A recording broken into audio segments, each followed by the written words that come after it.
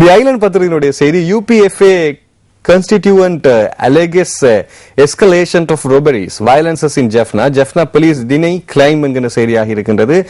போலீசாருக்கு எதிராக பல குற்றச்சாட்டுகள் வடக்கிலும் வந்திருக்கின்றன. குறிப்பாக வடக்கிலே தொடர்ச்சியான கொள்ளை சம்பவங்கள் இடம்பெறுவது தெரியும், ஆலயங்களிலும் இடம்பெறுகிறது தெரியும். இதை சரியாக கவனிக்கவில்லை என்கிற செய்தியை டக்ளஸ் தேவானந்த் அவர்கள் நேற்றைய தினம் சிவில் உறுப்பினர்களுடைய கூட்டத்தின் போது தெரிவித்திருக்கின்றார். அது மட்டுமல்ல, கீரிமலை, மாதகள் போன்ற இடங்களிலே அண்மையிலே அந்த போலீஸ் நிலையங்களை அமைக்கும்படியான விண்ணப்பங்கள் விடப்பட்டிருக்கின்றது.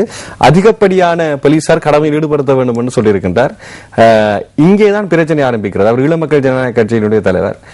ஆனால் போலீசாருடைய ராணுவத்தினுடைய பிரசன்னமும் கைங்கரியமும் அதிகமாக இருக்கிறது என்று தமிழ் தேசிய கூட்டமைப்பினர் குற்றம் சாட்டி கொண்டிருக்கின்றார்கள்.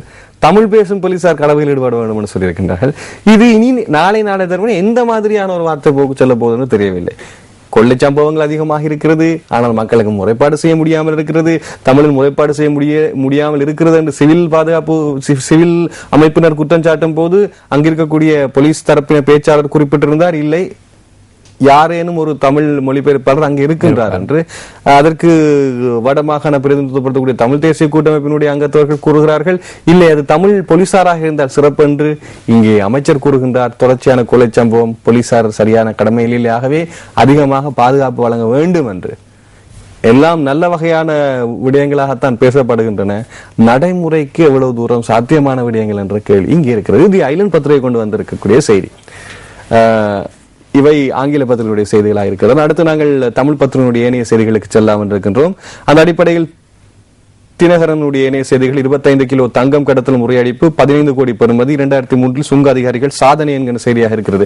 இப்போது இப்படியான சாதனைகள் தான் இலங்கையில் அதிகம். அடுத்த சீன் அப்படித்தான். ஹெரோயின் கடத்தல் விவகாரம், பாகிஸ்தான் சூத்திரதாரியை கொண்டு வர இன்டர்போல் உதவிய நாடு இலங்கை. ஸ்கைப் தொழில்நுட்பம் ஊடாக முறைப்பாடு செய்யும் நடைமுறை, தனியார் பஸ்கள் தொடர்பில் முறையிடலாம், நேற்று முதல் ஆரம்பம் என்கிற செய்தியாக இருக்கின்றது. போக்குவரத்து துறை மாத்திரம்தான் ஓரளவு நல்லா இருக்கிறது. கேள்வி வருகிறது. ஏனென்றால் நாங்கள் செய்தியின் போது ஸ்கைப் தொழில்நுட்பத்தை பயன்படுத்துவதிலே சாத்தியக்கூறுகள் பல கடினப்பட்டு தான் நாங்கள் அந்த தொழில்நுட்பத்தை நாங்கள் கையாளுகிறோம் என்ற அனுபவமும் இருக்கிறது இல்லையா? பஸ் ரயில் செல்கின்ற மக்கள் எவ்வாறு அதனை நடைமுறைப்படுத்துவார் என்ற சிக்கல் உண்மையிலே அடுத்த செய்தி வரும். சில வேளைகளில் 3G போன்ஸ் விற்பனை செய்வதற்கான ஒரு புதிய முயற்சியோ தெரியவில்லை என்று. தனியார் பஸ்களை பொறுத்த மட்டில் கொண்டு வந்த அனைத்து சட்டங்களும் நடைமுறைப்படுத்தப்பட்டதான் ஒரு கேள்வி இன்று அவர்களுக்கு சீருடை வழங்கினார்கள், அதே போன்று டிக்கெட்டுகளை வழங்கும் என்று சட்டம் போட்டார்கள். ஆனால் இவை அனைத்தும் சரியான முறையில் நடைமுறைப்படுத்தப்படவில்லை. நாவிதன்வெளி பிரதேச சபை முஸ்லிம் காங்கிரஸ் உறுப்பினர் கட்சியிலிருந்து இடைநிறுத்தம் என்கிற செய்தி இங்கே பிரசுரமாயிருக்கிறது. நாவிதன்வெளி பிரதேச சபையின் உறுப்பினர் ஒருவருக்கு வரவு செலவு திட்டத்துக்கு எதிராக வாக்களித்தமைக்கு எதிராகத்தான் முஸ்லிம் காங்கிரசின் தலைமையிடம் இந்த முடிவை எடுத்திருக்கின்றது. 2014 அரசாங்க பாடசாலைகள் விளையாட்டு கட்டாயம் பாடமாக்கப்பட வேண்டும். அருமையான ஒரு விடயம். நான் அதிகமாக யோசித்த விடயம் ஏனென்றால், இப்போது மாணவர்கள் பெருந்தன்மையானவர்களாக வந்து தொழிலுக்கு வரும் போது, நாங்கள் நேர்காணும் போது அவர்களுக்கு கல்வி அறிவு இருக்கின்றது, ஆனால் கொண்டு செல்லும் துணிவு இல்லை. அதற்கு விளையாட்டு மிக முக்கியம்.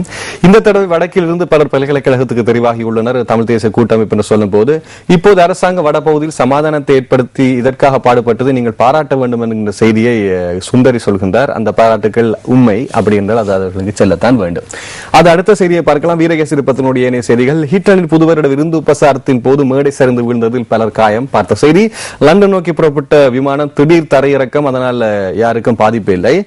அரசாங்கத்தின் வேலை திட்டங்கள் வடக்கு மக்களை பாதித்தால் நிச்சயம் தடுப்பேன், அமைச்சர் டாக்டர் தேவானந்தா கூறுகின்றார். இப்போது அவரது குரலும் ஓங்கி ஒலிக்கிறது. ஆனால் இங்கே ஆங்கில பத்திரிகை கொண்டு வந்த செய்திக்கு கொஞ்சம் மாற்றுக்கருத்தான ஒரு செய்தியை தமிழ் பத்திரிகை கொண்டு வந்திருக்கின்றது. சரி, கண்டியில் பள்ளிவாசல் மீது இனம் தெரியாத ஒரு தாக்குதல் என்கின்ற செய்தி பிரசுரமாக இருக்கிறது. ஆணையரவு புகையிரத நிலையத்தின் பெயரை மாற்றும் முயற்சிக்கு கண்டனம் என்கின்ற செய்தியாக இருக்கிறது. ஏன் ஆலமடு என்று மாற்றப் போகிறார்களோ? வீரகேசரி பத்தினுடைய ஆசிரியர் தலையங்கம் இப்படியான ஒரு செய்தியை கொண்டு வருகிறது. புதுவருட வாழ்த்துக்கள், மொத்தத்தில் நமக்கு எதுவும் இல்லை. புதுவருட வாழ்த்துக்கள் தமிழ் தரப்பிலும் அதே நேரத்தில் அரசாங்க தரப்பிலும் தலைவர்கள் வணக்கம் தெரிவிக்கிறார்கள். ஆனால் விபூதி பூசப்பட்டு நொந்து நூலாகி உடுப்பு கையில் இருக்கும் பையை நாய் கடித்து சென்று விட்டது, மொத்தத்தில் நமக்கு எதுவும் இல்லை என்று சாதாரண மக்கள் புலம்பும் செய்தி கனியினுடைய கேலி சித்திரமாக வரையப்படுகிறது வீரகேசரியில். அடுத்து நாங்கள் தினக்குரலினுடைய இணைய செய்திகளுக்கு செல்வோம். உன்னிப்பாக அவதானித்து வருகிறோம். கனடிய அரசு கூறுகிறது. ராதிகா சிட்சா பற்றிய விடயம். லஞ்ச ஊழல் விசாரணை குழுவின் ஆணையாளர் மீது லஞ்ச குற்றச்சாட்டு பார்த்தோம்.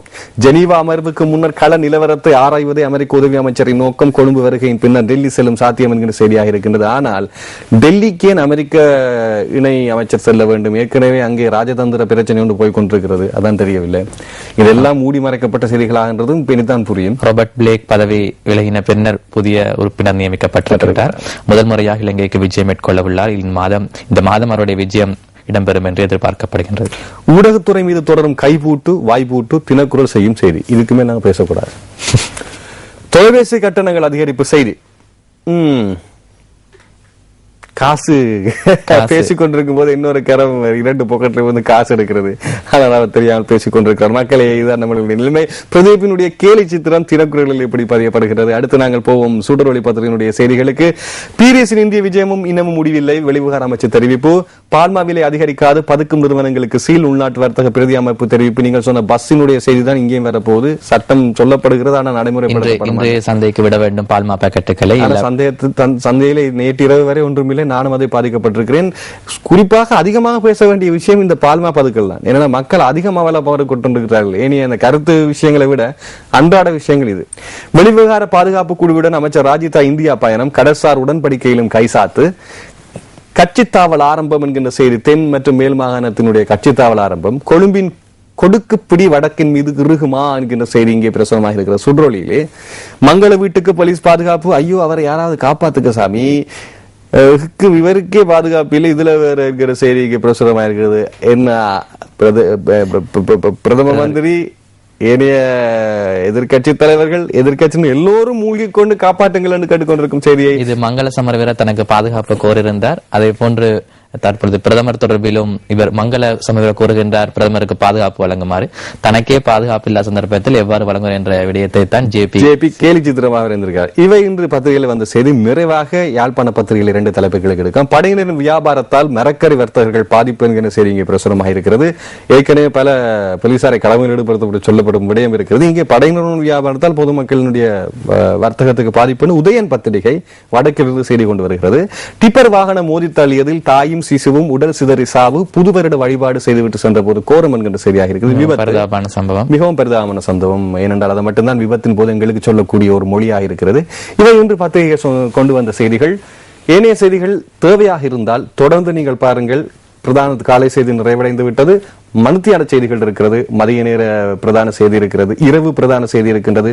நள்ளிரவுக்கு முன்னரும் நீங்கள் செய்திகளை அறிந்து கொள்வதற்கு நியூஸ் ஃபர்ஸ்ட் 10:45 செய்திகள் கொண்டு வந்து தரும் இரவு. நன்றி ரியாஸ் வருகிறதற்கு. நன்றி கச்சமா.